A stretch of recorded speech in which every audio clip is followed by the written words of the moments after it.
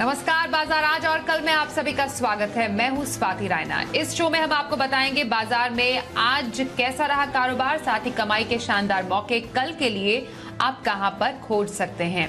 आप भी सवाल पूछिए, व्हाट्सएप करें 9582222666। सोशल मीडिया प्लेटफॉर्म का भी इस्तेमाल कर सकते हैं। फेसबुक पर @ZBusiness ऑनलाइन और ट्विटर पर @ZBusiness पर अपने सवाल भेजें #बाजार आज और कल लिखकर। और आपकी कल की तैयारी कराने के लिए जी बिजनेस के मैनेजिंग एडिटर अनिल सिंघवी से करेंगे बातचीत और साथ ही एक और खास मेहमान कोटक सिक्योरिटीज के श्रीकांत चौहान से भी करेंगे चर्चा। लेकिन सबसे पहले जान लेते हैं आज के बाजार में कैसा रहा कारोबारी हफ्ते के पहले दिन हमने देखा बाजार में तेजी का दौर जारी रहा। निफ्टी 182 अंक चढ़कर 45 अंक चढ़ा और 58,115 के स्तर पर बंद होने में कामयाब रहा। तो वहीं बैंक निफ्टी 412 अंक चढ़कर 37,903 के लेवल पर बंद हुआ।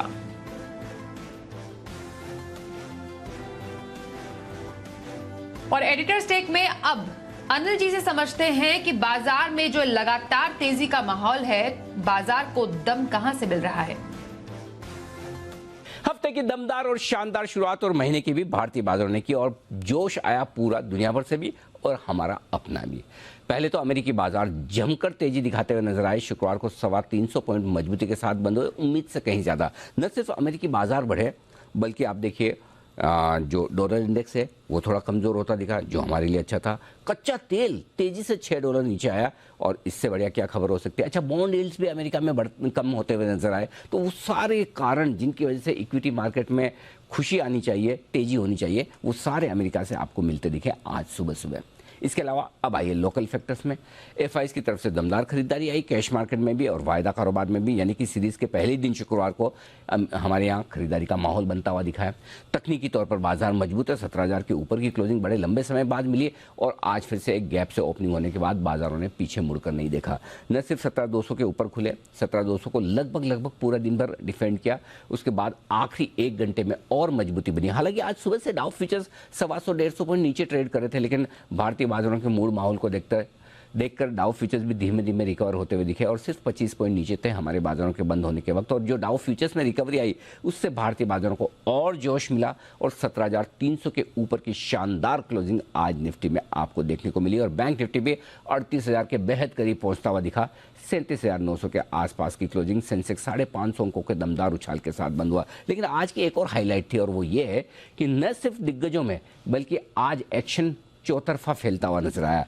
कैश मार्केट के स्टॉक्स, मिड कैप और स्मॉल कैप शेयरों में भरपूर खरीदारी होती दिखी है। तो मूड माहौल बिल्कुल ऐसा ना जो लाइफ टाइम हाइपर मार्केट होता है, तेजी की खबरें, तेजी का माहौल और जो स्टॉक आप लो वो तेजी से भागे और जिन स्टॉक्स में रिजल्ट थोड़े भी अच्छा है वो तेज दौड़ लगाए। बिल्कुल एग्जैक्टली उसी तरह के माहौल के साथ आज भारतीय बाजारों ने की हफ्ते की शुरुआत।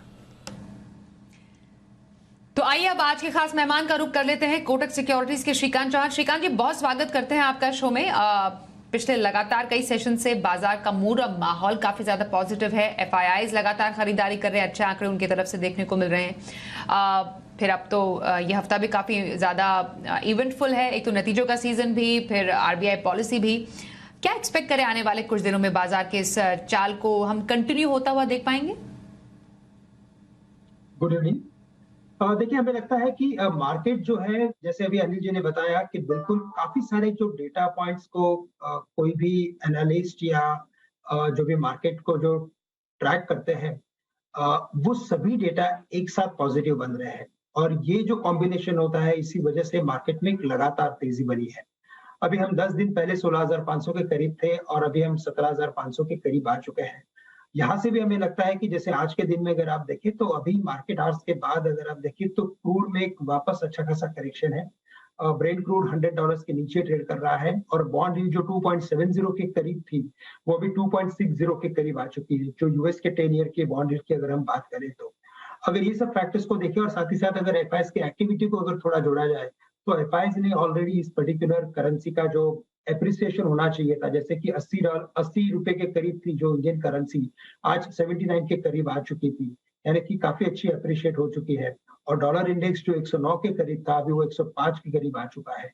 तो एफआईआईज ने ऑलरेडी इसे पहले से ही स्टडी कर लिया था और एफआईआईज की अगर आप देखें तो पिछले कई दिनों से बाइंग फिगर आ रही है आज के भी दिन में अगर आप देखें तो उन्होंने 2,300 करोड़ के आसपास की खरीदारी की है। और अगर इसके अलावा अगर आप अगर पूरे महीने की अगर फिगर देखते हैं तो पिछले महीने में उन्होंने कम से कम 6-7 हज़ार करोड़ का ही सेलिंग किया है, जो एवरी मंथ वो 40,000 50,000 करोड़ के करीब के करते थे। नो डाउट कि मार्केट थोड़ा कॉशियस बनेगा क्रेडिट पॉलिसी के सामने, और इसी वजह से हमें लगता है कि मार्केट इस लेवल के बाद यानी कि 17,400 17,500 के बाद एक बार काफी ग्रेजुअली 17,800 या 17,900 के करीब जा सकता है। बट एक बात तय है कि मार्केट एक बार 17,800 या 17,900 के लेवल्स आने वाले कुछ दिनों में दिखा सकता है। तो क्रेडिट पॉलिसी तक हमें लगता है कि विक्स भी थोड़े बढ़ेंगे, मार्केट थोड़ा सा वोलेटाइल बन सकता है, लेकिन जो हमारी स्ट्रैटेजी है वो बाय ऑन डिप्स की होनी चाहिए। और आज के दिन में भी हमें लगता है कि 17,200 17,100 के करीब मार्केट के लिए बढ़िया सपोर्ट है। अगर उस रेंज के करीब अगर मार्केट आता है तो बिल्कुल एक लॉन्ग पोजीशंस एक बार और बनाई जा सकती है। एब्सोल्युटली। श्रीकांत जी, अब लॉन्ग टर्म के लिए किसी को खरीदारी करनी हो तो कौन सा स्टॉक और पोजिशनल व्यू हफ्ते भर का नजरिया किस स्टॉक में रखने की सलाह देंगे आप? बिल्कुल, तो देखिए अगर लॉन्ग टर्म का अगर व्यू रखना है तो हमें लगता है कि यहाँ से भी फाइनेंशियल्स में अच्छी तेजी बनेगी, स्पेशली जब बॉन्ड यील्ड नीचे आ रहा है। और इसी वजह से हमें लगता है कि फाइनेंशियल्स पे अगर फोकस करना है तो वैसे जितने भी दिग्गज बैंक है वो चल चुके हैं। अगर उसमें से अभी किसी और बैंक पे अगर व्यू लेना है तो हमें लगता है कि एक्सिस बैंक पे व्यू लिया जा सकता है, जो 730 720 के करीब ट्रेड कर रहा है। हमें लगता है कि ये स्टॉक इवेंचुअली 950 के लेवल्स छू सकता है। हमारे जो फंडामेंटल टारगेट्स है इस पर्टिकुलर बैंक के ऊपर वो तकरीबन 950 के हैं। और अगर इसके ओवरऑल फंडामेंटल्स को देखें तो उन्होंने काफी अच्छा एक रिकवरी का एक नंबर दर्ज किया है। और टेक्निकली अगर बात करें तो हमें लगता है कि ये स्टॉक ने 700 के लेवल्स को काफी बड़े वॉल्यूम्स के साथ कवर किया है। तो करंट लेवल से हमें लगता है कि अगर यहाँ से अगर 12 महीने का अगर व्यू है यानी कि 8 से 12 महीने का अगर एक लंबी अवधि का अगर नजरिया है तो बिल्कुल एक्सिस बैंक को खरीद के चले, टारगेट्स रखे 950 रुपए के। और अगर एक मध्यम अवधि का अगर एक व्यू रखना है तो हमें लगता है कि आईआरबी इंफ्रा, अगर कुछ हफ्तों का अगर व्यू है तो आईआरबी इंफ्रा को लॉन्ग करके चले। रिसेंटली ये स्टॉक ने 200 के लेवल्स को क्रॉस किया था, अभी एक इंपॉर्टेंट फॉलिंग ट्रेंड लाइन को क्रॉस किया है। साथ ही साथ कंपनी ने इंटरिम डिविडेंड के लिए एक बीएससी में नोटिस भी फाइल की है। तो ये क्लियरली इंडिकेट करता है कि इस पर्टिकुलर कंपनी में काफी सारे बदलाव आ रहे हैं। और यहाँ से अगर रिस्क रिवॉर्ड रेशियो देखें तो वो भी काफी फेवरेबल है। 205 का स्टॉप लॉस रखें और करंट लेवल से आईआरबी इंफ्रा में लॉन्ग की पोजीशंस बनाए। हमें लगता है कि कुछ हफ्तों में ये स्टॉक 250 से लेकर 270 के लेवल्स दिखा सकता है। तो लॉन्ग टर्म के लिए एक्सिस बैंक खरीदने की सलाह दे रहे हैं श्रीकांत चौहान। और कुछ हफ्तों का अगर नजरिया हो आपके पास तो आईआरबी इंफ्रा में खरीदारी की सलाह आ रही है श्रीकांत चौहान की तरफ से। आइए कुछ सवाल भी शामिल करते हैं शो में। और पहला सवाल जो है हमारे पास आ रहा है, एक व्यूअर का व्हाट्सएप से सवाल भेजे जालना से प्रथमेश। नजारा टेक पर इनका सवाल है, 500 शेयर इनके पास है, 500 जिस पर इनकी खरीद है। हमने देखा अब नतीजों के बाद शेयर 17% उछला है और इनको मुनाफा भी काफी अच्छा खासा है। नजारा टेक में क्या स्ट्रैटेजी बताएंगे इन्हें? बिल्कुल, तो काफी बढ़िया एंट्री पॉइंट बोला जा सकता है, क्योंकि ये स्टॉक लगातार गिरते गिरते अभी कुछ 550 के करीब आया था और आज के दिन में अपर सर्किट लगा है। बट जैसे कि इसमें बड़ा फॉल हुआ है तो हमें लगता है कि ये एक डेड कैट बाउंस है। मार्केट में अच्छी तेजी होती है तो कई बार जो बड़े पीटे हुए स्टॉक होते हैं उनमें एक बड़ी तेजी देखने मिलती है। और अगर इतनी बड़ी अगर सेलिंग होती है तो थोड़ा सा हमें एक कॉशियस व्यू लेना भी जरूरी है। तो हमें लगता है कि इस लेवल से अगर कोई रिकवरी अगर मिल रही है तो हमें लगता है कि ये स्टॉक शायद यहाँ से 700 720 के करीब जाते हुए दिखेगा। उस लेवल्स के करीब हमें लगता है कि मुनाफा बांध लेना जरूरी है। ओके, तो मुनाफा बांधने की सलाह यहां पर नजारा टेक में दे रहे हैं आपको, दे रहे हैं हमारे एक्सपर्ट आज के। और यहाँ पर एक और कॉलर से चलिए बात करते हैं। हरपाल यादव इस वक्त गुरुग्राम से हमारे साथ हैं। बताइए हरपाल जी, कौन से स्टॉक पर सवाल है आपका? नमस्कार मैडम। हेलो, नमस्कार जी, बताइए। मैडम मेरे दो है, एक तो एसबीआई कार्ड और एक रूपा एंड कंपनी। ठीक है, ओके, क्या लेवल है आपके? एसबीआई कार्ड का है 8888 पे खरीद है मेरी 888 तो ठीक है। और रूपा के है मैडम मेरे 88 शेयर जो 375 पे है खरीद। तो इनको मेरे को लॉन्ग टर्म के लिए मैडम रखना है, तो कितने टाइम तक रख सकते हैं इनको? क्या कुछ पोजीशन रहेगा आगे के लिए ओके। रखना है या नहीं? ठीक है, लॉन्ग टर्म के लिए एसबीआई कार्ड और रूपा पर स्ट्रैटेजी जानना चाह रहे, दोनों में हल्का मुनाफा इन्हें जरूर है, क्या करेंगे?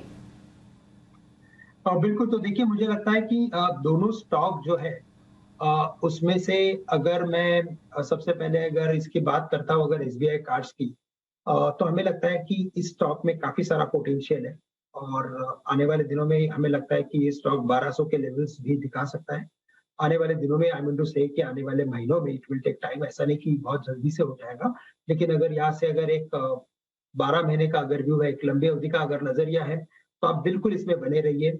और इधर-उधर अगर आप शिफ्ट करेंगे तो हमें लगता है कि थोड़ी कॉस्टिंग में ज़्यादा फ़र्क पड़ जाएगा, तो उससे बेटर है कि एसबीआई कार्ड्स को होल्ड करें, 1200 का टारगेट्स रखें। और अगर रूपा में जो आपके इन्वेस्टमेंट्स हैं, हमें लगता है कि वहाँ पे आप एक बार मुनाफ़ा वसूल सकते हैं। इसे बेचिए और पेज इंडस्ट्रीज़ ये एक उससे ज़्यादा बेटर क्वालिटी कंपनी है। नो डाउट कि जो उसकी प्राइस है वो 50,000 के करीब आ चुकी है, लेकिन हमें लगता है कि जैसे ये कंपनी ग्रो करते जा रही है, जैसे इस कंपनी का बिजनेस बढ़ते जा रहा है, मार्केट शेयर बढ़ते जा रहा है और जैसे इस पर्टिकुलर कंपनी ने डिजिटल बिजनेस में भी अपना प्रेजेंस बनाना शुरू कर दिया है, हमें लगता है कि इस कंपनी में यहाँ से आने वाले कुछ महीनों में काफी बढ़िया रिटर्न्स बन सकते हैं और काफी सेफर साइड रिटर्न्स बन सकते हैं। तो मार्केट अभी भी काफी सारे आशंकाओं के साथ जूझ रहा है। तो ऐसे पर्टिकुलर मार्केट में, ऐसे पर्टिकुलर माहौल में हमारे इन्वेस्टमेंट्स अच्छे कंपनीज में होने काफी जरूरी होते हैं और इसी वजह से हमें लगता है कि आप पेज इंडस्ट्रीज में रूपा इंडस्ट्रीज को शिफ्ट कर लीजिए, बट एसबीआई कार्ड्स में आप बने रहे। ओके, एसबीआई कार्ड बने रहे, रूपा से एग्जिट करके पेज इंडस्ट्रीज में खरीदार के मौके तलाशने की सलाह श्रीकांत चौहान की। अगला सवाल पलवल से अनिल कुमार इस वक्त हमारे साथ फोन लाइन पर है। अनिल जी बताइए क्या सवाल है आपका? मैम मेरे पास LIC के 15 शेयर्स हैं at an average of 904 rupees. Okay, hello, क्या पर्सपेक्टिव है आपका? मैम लॉन्ग टर्म कितने समय के लिए होल्ड करना चाह रहे हैं? लॉन्ग के लिए होल्ड करना चाह रहा हूं। ओके, ठीक है। Okay, LIC long term perspective, कुछ नुकसान पर है अभी, क्या कर रही है श्रीकांत जी? देखिए अगर यहाँ पे एक अगर लंबी अवधि का नजरिया है तो बिल्कुल इसमें बने रहे क्योंकि एक बड़ी कंपनी है, दिग्गज कंपनी है। ऐसे दिग्गज कंपनीज के लिए इनिशियल फेज थोड़ा सा डिफिकल्ट होता है लिस्टिंग के बाद, बिकॉज एक अच्छे प्रीमियम के साथ ये लिस्ट होते हैं, उसके बाद एक प्रॉफिट टेकिंग आती है, बड़ी लिक्विडिटी है और इक्विटी भी बड़ी है, तो हमें लगता है कि थोड़ा वक्त लगेगा। लेकिन अगर लंबी अवधि का नजरिया है और अगर और आपके पास अगर फंड्स है तो हमें लगता है कि इस लेवल पे भी आप कुछ इन्वेस्टमेंट्स कर सकते हैं इसी स्टॉक में, सो दैट आपका कॉस्ट थोड़ा सा कम हो जाएगा और इवेंचुअली हमें लगता है कि आपकी जो एग्जिट जो रहेगी वो काफी जल्द हो सकती है, बट इवेंचुअली हमें लगता है कि ये स्टॉक अपने इशू प्राइस के ऊपर जाते हुए दिखेगा। ओके, LIC बने रहने की सलाह आ रही है श्रीकांत चौहान की तरफ से आपके लिए। पालघर से जगदीश पावड़े इस वक्त हमारे साथ फोन लाइन पर हैं। जगदीश जी स्वागत है, कौन से स्टॉक पर सवाल है आपका?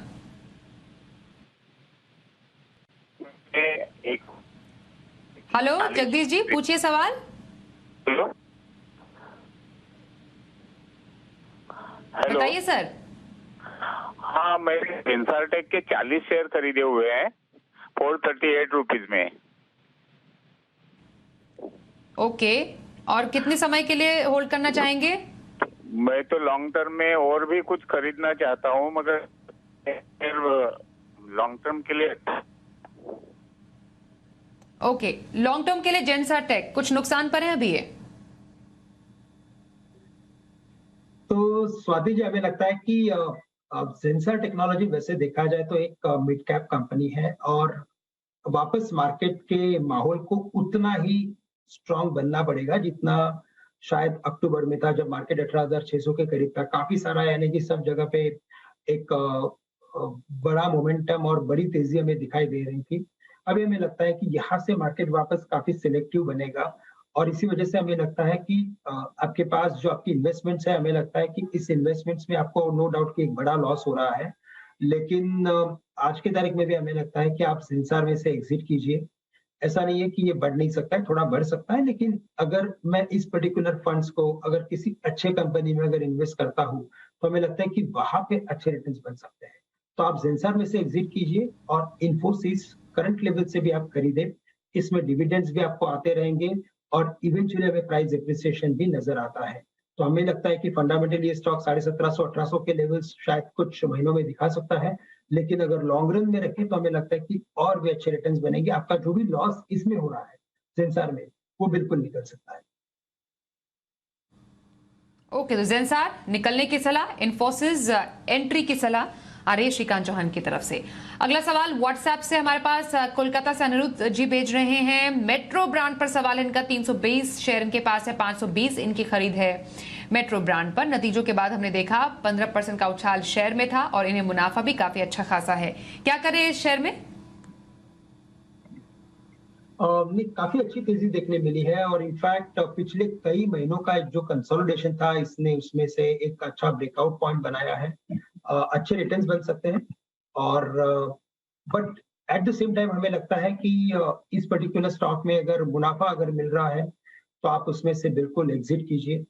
और हमें लगता है कि या तो बाटा है या तो होटल्स एंड रेस्टोरेंट्स में अच्छी तेजी बनी है, वहां पे आप फोकस कीजिए। वहां पे आप सफायर फूड्स ले सकते हैं। वैसे काफी सारी कंपनियां हैं, बट हमें लगता है कि अगर इस पर्टिकुलर इन्वेस्टमेंट में अगर आपको पैसे अच्छे खासे बन रहे हैं तो उसमें से आप एग्जिट कीजिए। या तो आप बाटा खरीदें या तो आप सफायर फूड खरीदें। हमें लगता है यहाँ से लंबी अवधि का अगर नजरिया है तो इन दोनों स्टॉक्स में और अच्छे रिटर्न्स देखने मिले। ओके, बाटा या सफायर फूड्स में जाने की सलाह, मेट्रो ब्रांड से एग्जिट निकलने की सलाह आपको दे रहे हैं श्रीकांत चौहान। अगला सवाल पंकज अग्रवाल पूछ रहे हैं अलीपुर दुअर से, संवर्धन मदरसन इंटरनेशनल पर इनका सवाल है। 6000 शेयर इनके पास है जिस पर इनकी खरीद है 126 की। क्या करें अपने स्टॉक में? ये फिलहाल अगर हम देखें तो मुनाफे पे अच्छे खासे बैठे हुए हैं अभी। बिल्कुल, तो इनफैक्ट ये जो स्टॉक है अगर इसमें अगर इनके पास अगर कोई उनका सोर्स है और उसके बेसिस पे अगर उनके पास उन्होंने उसी बेसिस पे अगर उन्होंने इन्वेस्टमेंट किया है तो मुझे लगता है कि सबसे पहले उनसे सलाह लेनी चाहिए, क्योंकि ये मिड साइज या small size sort of company है। बट हमें लगता है कि ओवरऑल अगर इस पर्टिकुलर कंपनी के कंपैरिजन में अगर बाकी किसी कंपनी को अगर देखा जाए तो हमें लगता है कि मिंडा इंडस्ट्रीज पे फोकस किया जा सकता है, जो 520-530 के करीब ट्रेड कर रहा है। और हमें लगता है कि ये स्टॉक आने वाले कुछ महीनों में अच्छे रिटर्न्स दे सकता है, तो इसमें से एग्जिट कीजिए और मिंडा इंडस्ट्रीज में इन्वेस्ट कीजिए। ओके, तो संवर्धन मदरसन इंटरनेशनल से निकलने की सलाह, मिंडा इंडस्ट्रीज में जाने की सलाह आ रही है आपके पास श्रीकांत चौहान जी की तरफ से। अगला सवाल दिल्ली से अनिल यादव हमें भेज रहे हैं। एल&टी टेक पर इनका सवाल है। 20 शेयर इनके पास है एल&टी टेक के, जिस पर इनकी खरीद है 4800 की। एल&टी टेक क्या खास राय रहेगी आपकी श्रीकांत जी? बिल्कुल, तो यहाँ पे अगर एल&टी टेक जो 3500 के करीब अभी ट्रेड कर रहा है और खरीदारी उनकी कुछ 4800 के करीब की है, तो वैसे गैप काफी हो गया क्योंकि बीच में हम लोगों ने काफी बड़ा एक प्राइस इरोजन देखा था। लेकिन इवेंचुअली हमें लगता है कि ये स्टॉक भी वापस रिकवर कर सकता है, क्योंकि इस बार के उनके जो नतीजे थे वो काफी बढ़िया थे और ये स्टॉक भी आने वाले शायद कुछ महीनों में, थोड़ा वक्त लगेगा क्योंकि ओवरऑल आईटी सेक्टर डिपेंड करता है कि यूएस मार्केट्स में आईटी के लिए कैसे ट्रेंड रहेगा, उधर कैसे बिलिंग्स होते हैं, करेंसी का ट्रेंड क्या रहता है, तो काफी सारी चीजें होती है। लेकिन जैसे कि ये ग्रुप काफी बड़ा है तो हमें लगता है कि इस इन्वेस्टमेंट्स में बने रहे। अगर इस लेवल पे भी अगर आपको कुछ अगर इन्वेस्ट करने की अगर क्षमता हो तो आप इन्वेस्ट कीजिए। हमें लगता है कि इसमें से बिल्कुल आपको अच्छे रिटर्न्स मिलेंगे। एल&टी टेक बने रहने की सलाह आ रही है हमारे आज के एक्सपर्ट श्रीकांत चौहान की तरफ से। आइए अब जानते हैं बाजार पर कल क्या रखे खास स्ट्रैटेजी अनिल जी से। जहां तक कल के बाजारों का सवाल है, देखते हैं अमेरिका में किस तरह का प्रदर्शन होता है। वैसे तो 4 दिनों से अमेरिकी बाजार जबरदस्त मजबूती में, आज डाउ फ्यूचर सुस्ती दिखा रहे थे 20-25 पॉइंट नीचे, तो अब हो सकता है थोड़ा बहुत रुके तो रुके भी सही, लेकिन मोमेंटम तो बड़ा स्ट्रॉन्ग है। अगर रुके तो सपोर्ट लेवल के आसपास पहुंचेंगे और जो सपोर्ट होगा निफ्टी पर आपके लिए कल वो होगा 17,150 से 17,200 की रेंज का। इस रेंज में आने पर आपको खरीदारी करनी है और ऊपरी स्थानों पर 17,425 17,500 तक जाने की कोशिश निफ्टी की हो सकती है। बैंक निफ्टी ने बहुत ही शानदार क्लोजिंग दी है 37,900 के आसपास। अब सपोर्ट थोड़ा सा दूर है, 37,400 से 37,600 की रेंज में बैंक निफ्टी सपोर्ट लेगा और एक बार 38,200 को पार किया तो 38,500 तक जाने की कोशिश बैंक निफ्टी भी कर सकता है। अगर ग्लोबल मार्केट से संकेत थोड़ी कमजोरी के मिले और कमजोर शुरुआत हो तो गिरावट में खरीदारी करने का मौका होगा, और मजबूत शुरुआत हो तो फिर आपके लिए फोकस कैश मार्केट के स्टॉक में करना होगा। मिड कैप स्मॉल कैप शेयरों की तेजी का ज्यादा फायदा उठाएं। इंडेक्स से हटकर ब्रॉडर मार्केट में एक्शन शिफ्ट होता हुआ दिखेगा और वहीं पर कल आपको फोकस करना चाहिए। चलिए, तो हमने कल की स्ट्रैटेजी समझी अनिल जी से। अब श्रीकांत जी, कल के लिए खरीदारी किसी को करनी हो तो इंट्राडे पे कौन सी होगी आपकी? तो देखिए स्वाति जी, हमें लगता है कि अगर यहाँ पे अगर कुछ खरीदारी अगर करनी है तो यहाँ पे पावर ग्रिड पे हम एक शॉर्ट टर्म व्यू से खरीदारी करेंगे, और उसकी वजह यही है कि हमने पिछले 2 या 3 दिनों से अगर कुछ मोमेंटम देखा है और उसमें अगर आज एक बड़ा बिल्टअप अगर देखा है तो वो पावर स्टॉक्स में था। टाटा पावर में अच्छी तेजी थी, एनटीपीसी में थी, और पावर ग्रिड हमें लगता है कि टेक्निकली अपने एक ब्रेकआउट लेवल के काफी नजदीक आ चुका है। ये स्टॉक 230 के लेवल्स दिखा सकता है और हमें स्टॉप लॉस रखना पड़ेगा यहाँ पे 215 का, जो एक काफी अच्छा एक रिस्क रिवॉर्ड रेशो है। तो करंट लेवल से पावर ग्रिड को लॉन्ग कर दीजिए। ओके, तो पावर ग्रिड में खरीदारी की सलाह इंट्राडे पे श्रीकांत चौहान की तरफ से। और आइए अब देख लेते हैं कल का ऑप्शन भी।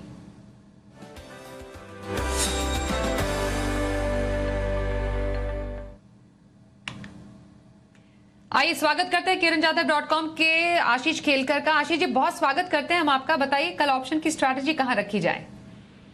Very good evening. 2 ऑप्शन की स्ट्रैटेजीज लेके आया हूं। उसमें से पहला है भारती एयरटेल का 700 का कॉल ऑप्शन, हमें खरीदारी करके चलना है।